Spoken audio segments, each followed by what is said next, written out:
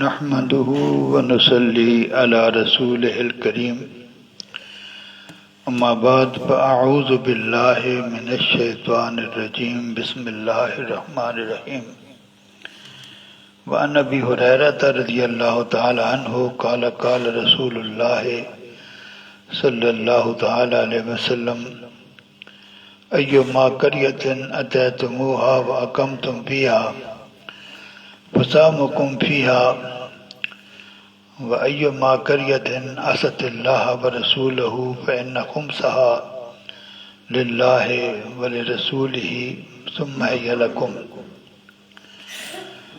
حضرت ابو ہریرہ رضی اللہ تعالی عنہ سے مروی ہے، فرماتے ہیں حضور صلی اللہ تعالی علیہ وسلم نے ارشاد فرمایا، جس شہر میں تم جاؤ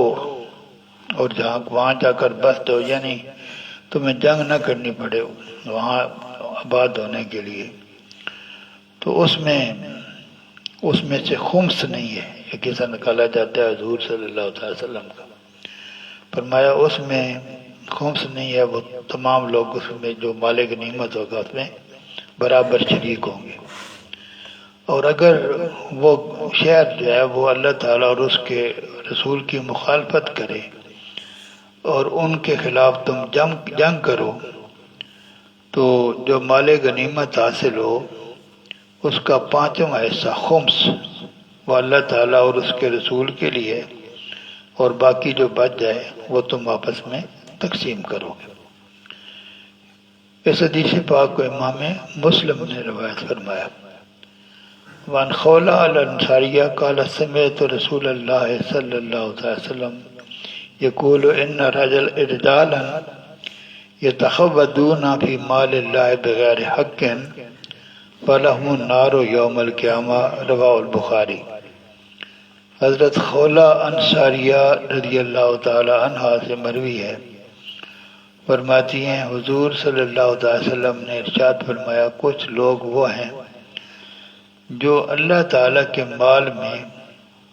اپنی مرضی کرتے ہیں، یتخوضون، جلدی مال جو ہے وہ اپنے قبضے میں کر لیتے ہیں، اس کو استعمال کرتے ہیں جو ان کا حق نہیں بنتا۔ تو ایسے لوگ جو ہیں قیامت والے دن ان کے لیے صرف آگ ہوگی، ان کے لیے صرف آگ ہوگی۔ یہ جو مال غنیمت ہے اس کے بارے میں شریعت بہت زیادہ سینسٹیو ہے۔ حضور صلی اللہ علیہ وسلم نے فرمایا، کوئی آدمی ایک چھوٹا سا حصہ بھی جو ہے وہ مال غنیمت سے تقسیم سے پہلے لے لے تو وہ اس کے لیے، اس کو دوزخ میں پہنچانے کے لیے کافی ہے۔ بہت زیادہ سخت حضور صلی اللہ علیہ وسلم کے ارشادات ہیں۔ وعن ابی ہریرہ رضی اللہ تعالی عنہ قال قام فینا رسول اللہ صلی اللہ علیہ وسلم ذات یوم فذکر الحلول فعظمه وعظم امره ثم قال لا ألفين أحدكم يجيء يوم القيامة على ركبته بعير له رغاء يقول يا رسول الله أغثني فأقول لا أملك لك شيئا قد أبلغتك لا ألفين أحدكم يجيء يوم القيامة على ركبته فرس له حمخمة فيقول يا رسول الله أغثني فأقول لا أملك لك شيئا قد أبلغتك لا ألفين أحدكم يجيء يوم القيامة على ركبتي شاة له صغاء يقول يا رسول الله أغثني فأقول لا أملك لك شيئا قد أبلغتك لا ألفين أحدكم يجيء يوم القيامة على ركبتي نفس لها سياخ فيقول يا رسول الله أغثني فأقول لا أملك لك شيئا قد أبلغتك لا ألفين أحدكم يجيء يوم القيامة على ركبتي رقاء تخفق فيقول يا رسول الله أغثني فأقول لا أملك لك شيئا قد أبلغتك لا ألفين أحدكم يجيء يوم القيامة على ركبتي صامت فيقول يا رسول الله أغثني فأقول لا أملك لك شيئا قد أبلغتك متفق علیہ وہذا لفظ مسلم وهو اتم۔ اس میں حضور صلی اللہ تعالی علیہ وسلم اونٹ کا، گھوڑے کا اور دوسری چیزوں کا، بکری کا ذکر فرماتے ہیں کہ کہیں ایسا نہ ہو کہ قیامت والا دن ہو، تم میں ایک آدمی میرے پاس آئے اور اس نے اپنے کندھے پر اونٹ اٹھا رکھا ہو، کبھی گھوڑا اٹھا رکھا۔ اللہ تبارک و تعالیٰ نے جو آپ کو اللہ تعالیٰ مال عطا فرماتا ہے، اس میں اللہ تعالیٰ نے غریبوں کا حق مقرر کیا، وہ حق ادا کیے بغیر جب آپ ان چیزوں کو استعمال کریں گے تو اس صورت میں بھی یہ ہے۔ اور یہاں جو کہ ہم جو باب کسی حدیث کا مفہوم متعین کرنے کے لیے جو باب چل رہا ہوتا ہے اس کا جو ہے وہ چاہتا ہے اس کے حساب سے اس کا مفہوم ادا کرنا پڑتا ہے۔ تو اس حساب سے کہ اگر کسی نے مال غنیمت سے کوئی ایک چیز لی، اونٹ لیا، گھوڑا لیا، بکری لی یا کوئی اور چیز لی، تو قیامت والے دن اس کے لیے مشکل ہوگا۔ تو اس سے یہ معنی بھی مراد لی جا سکتا ہے کہ یہ جن چیزوں کا ذکر ہے ان کی زکوٰۃ نہیں دی گئی یا ان کو زبردستی بغیر حق نہیں بنتا تھا تو اس پر قبضہ کیا گیا یا مال غنیمت میں ان کو حاصل کیا، ان تمام صورتوں میں وہ مال جو اس نے حاصل کیا ہے وہ اس آدمی کی گردن پر سوار ہوگا اور وہ بچنے کی کوشش کرے گا تو کوئی بچانے والا نہیں ہوگا۔ اس حدیث پاک میں یہ ہے کہ حضور صلی اللہ علیہ وسلم فرماتے ہیں کہیں ایسا نہ ہو کہ یہ چیزیں تم اپنی گردن پر اٹھائے میرے پاس آؤ اور آ کر کہو اغثنی یا رسول اللہ میری مدد کرے، تو میں تمہیں کہوں کہ میں تمہاری کوئی مدد نہیں کر سکتا، میرا کام تھا تمہیں پیغام پہنچا دینا، وہ میں نے پہنچا دیا، اب میں تمہاری مدد کچھ نہیں کر سکتا۔ اب میں اس کا ترجمہ کر سکتا۔ حضرت ابو ہریرہ رضی اللہ تعالیٰ عنہ سے مروی ہے، فرماتے ہیں حضور صلی اللہ علیہ وسلم ایک دن ہمارے درمیان کھڑے ہوئے اور حضور صلی اللہ علیہ وسلم نے غلول کا ذکر کیا۔ مال غنیمت میں تقسیم سے پہلے جو کچھ آدمی چوری چوری لے لیتا ہے اس کو غلول کا لفظ کہتے ہیں، غلول کے لفظ سے تعبیر کیا جاتا ہے۔ آپ نے غلول کا ذکر کیا اور اس کو بہت بڑا گناہ قرار دیا، بہت زیادہ اس پر زور دیا۔ پھر اس کے بعد حضور صلی اللہ علیہ وسلم نے ارشاد فرمایا کہیں ایسا نہ ہو کہ قیامت والے دن کوئی آدمی جو ہے وہ میرے پاس آئے، اس نے اپنے کندھے پر جو ہے وہ اونٹ اٹھا رکھا ہو اور اونٹ اپنی جو اونٹوں والی آواز ہے اس کو رغا کہتے ہیں، وہ آواز نکال رہا ہو اور آ کر کہے یا رسول اللہ اغثنی، یا رسول اللہ میری مدد کرو، اور میں اس کو جواب دوں کہ میں تیری کوئی مدد نہیں کر سکتا، میں نے دنیا کی زندگی میں پیغام تم تک پہنچا دیا تھا، تمہیں بتا دیا تھا یہ کام کرنا ہے یہ نہیں کرنا، تم نے اس پہ عمل نہیں کیا، اب آج میں تمہاری کوئی مدد نہیں کر سکتا۔ کہیں ایسا نہ ہو کہ قیامت والے دن کوئی میرے پاس آئے، اس نے اپنی گردن پر گھوڑا اٹھا رکھا ہو، گھوڑا ہننا رہا ہو اور وہ آ کر مجھ سے کہے یا رسول اللہ میری مدد کیجیے، اور میں کہوں کہ میں تیری کوئی مدد نہیں کر سکتا، میں نے پیغام پہنچا دیا تھا۔ کہیں ایسا نہ ہو کہ کوئی آدمی قیامت والے دن میرے پاس آئے، اس نے اپنی گردن پر بکری اٹھا رکھی ہو، بکری من منا رہی ہو،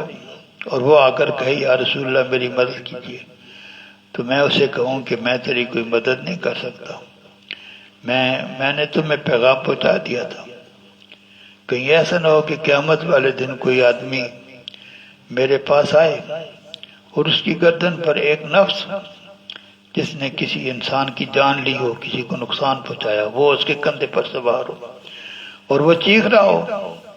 تو یہ کہنے والا کہے یا رسول اللہ میری مدد کیجیے، میں جواب دوں میں تیری کوئی مدد نہیں کر سکتا، میں نے تو تمہیں پیغام پہنچا دیا تھا۔ کہیں ایسا نہ ہو کہ قیامت والے دن کوئی میرے پاس آئے، اس کی گردن پر کپڑوں کی گانٹھ لگی ہو جو پھڑپڑا رہے ہیں، وہ آ کر کہے یا رسول اللہ میری مدد کیجیے، اور میں اس کو جواب دوں میں تیری کوئی مدد نہیں کر سکتا، میں نے تو تمہیں بتا دیا تھا کہ دنیا کی زندگی میں کہ یہ کرنا ہے یہ نہیں کرنا ہے۔ کہیں ایسا نہ ہو کہ قیامت والے دن تم میں سے کوئی میرے پاس آئے اور اس کے کندھوں پر یہاں پچھلے جن چیزوں کا ذکر ہے وہ ساری بولنے والی تھی، یہاں سامت، اسے علماء نے، سامت کا معنی ہوتا ہے خاموش، تو اسے علماء نے مراد یہ سونا چاندی لی ہے، ایسی چیزیں جو مال ہیں لیکن وہ بولتی نہیں، تو وہ اس کے کندھوں پر سونے چاندی کی گٹھی ہو اور وہ آ کر کہ یا رسول اللہ میری مدد کیجیے، تو میں اس کو جواب دوں میں تیری مدد نہیں کر سکتا، میں نے تو تجھے پیغام پہنچا دیا تھا۔ یہ حدیث پاک متفقن علیہ ہے، اور یہ الفاظ جو یہاں لکھے ہوئے ہیں یہ مسلم شریف کے ہیں، اور یہ الفاظ جو ہیں اس میں زیادہ تفصیل کے ساتھ اس حدیث پاک کو بیان کیا گیا، دوسرے میں کچھ الفاظ کی کمی ہو۔ وآخر دعوانا الحمدللہ رب العالمین۔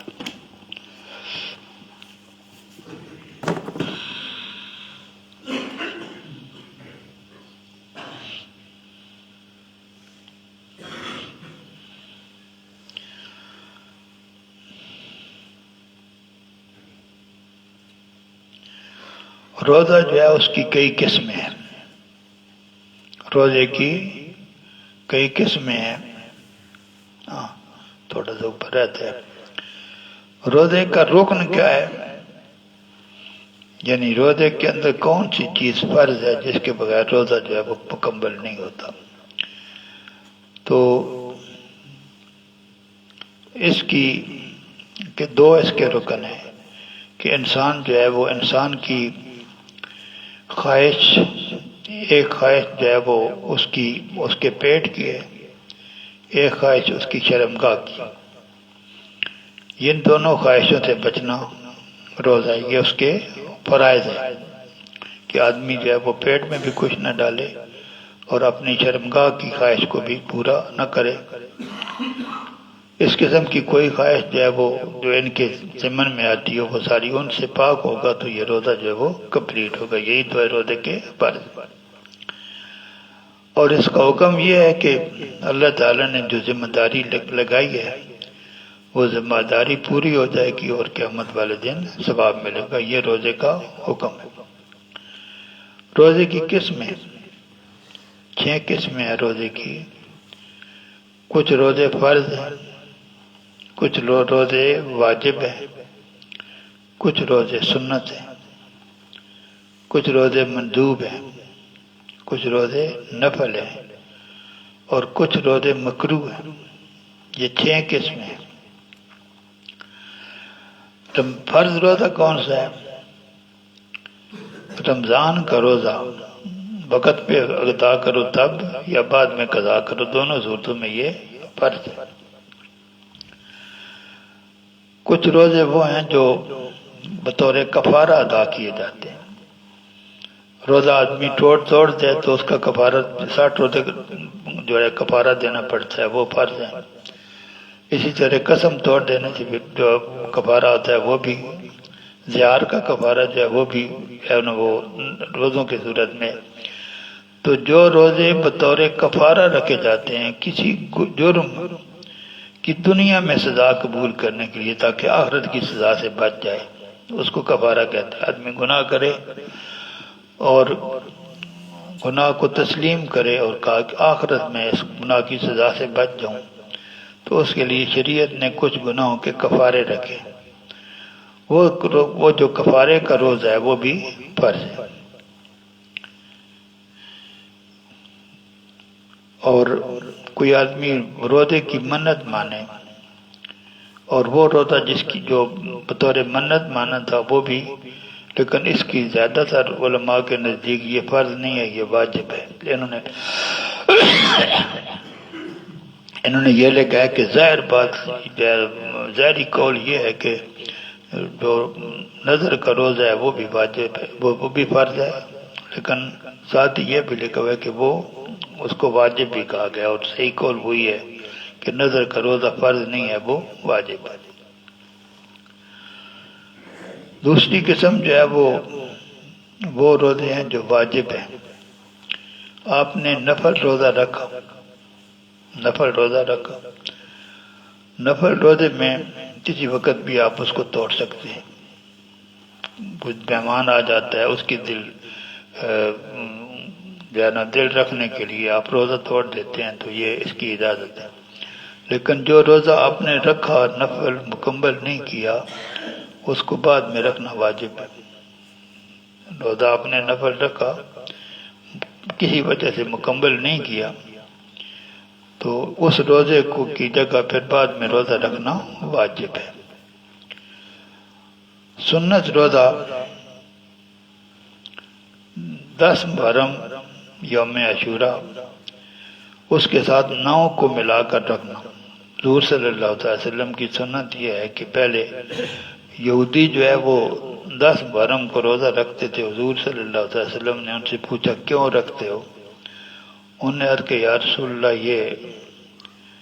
وہ دن ہے جس دن اللہ تبارک و تعالی نے حضرت موسیٰ علیہ السلام کو اور بنو اسرائیل کو فرعون سے بچایا تھا اور فرعون کو غرق کر دیا تھا. یہ اس خوشی میں ہم یہ روزہ رکھتے ہیں. تو حضور صلی اللہ علیہ وسلم نے فرمایا تھا موسیٰ علیہ السلام کے ساتھ میرا تعلق تم سے زیادہ ہے، تو ان کی اس خوشی کی میں بھی مناؤں گا، تمہاری نقل نہیں کروں گا. حضرت موسیٰ علیہ السلام کی خوشی میں بھی مناؤں گا لیکن تمہاری نقل نہیں کروں گا. تم 10ویں کو رکھ دو، میں 9ویں اور 10ویں 2 روزے رکھے گا. تو اس لیے 9 اور 10 محرم کے روزے میں یہ ہے سنت ہے. اور جو روزے مندوب ہیں وہ ہر مہینے کے 3 روزے، ہر مہینے میں 3 روزے رکھنا یہ مستحب ہے. اور اگر وہ ایام بیض کے روزے ہوں 13، 14 اور 15، مہینے کی 13، 14 اور 15 ہوں تو یہ زیادہ ثواب کا باعث ہے. اسی طرح پیر اور جمعرات کے روزے بھی یہ بھی نفل ہیں، مندوب ہیں. شوال کے 6 روزے رکھنا یہ بھی سنت ہے. اور وہ تمام روزے جن پر شریعت نے ثواب کا وعدہ کیا ہے اور حضور صلی اللہ علیہ وسلم نے فرمایا جو یہ آدمی رکھے گا وہ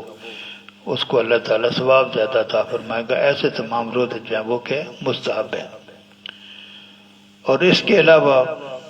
کوئی آدمی اپنے شوق سے روزہ رکھتا ہے اور ایسے دن رکھتا ہے جس دن کی قرات ثابت نہیں ہے تو اس کو نفل روزہ، نفل مندوب ایک ہی بات ہے تقریباً. اور 2 قسم کے روزے مکروہ ہیں، ایک مکروہ تنزیہ ہیں اور دوسرے مکروہ تحریمی ہیں. مکروہ تنزیہ جو ہے کہ آدمی صرف 10 محرم کو روزہ رکھے، 7 نامے کا نہ رکھے، یہ مکروہ تنزیہی ہے. اور اگر کوئی آدمی دو عید کے دن ہے اور اس کے بعد ایام تشریق 11، 12 اور 13 جو ہے بدھلاجی، ان کو ایام تشریق کہتے ہیں، ان کو بھی روزے رکھنے کی اجازت نہیں. تو عید کے دنوں میں اگر کوئی آدمی روزے رکھتا ہے تو یہ مکروہ تحریمی ہے. وآخر دعوانا الحمدللہ رب العالمین.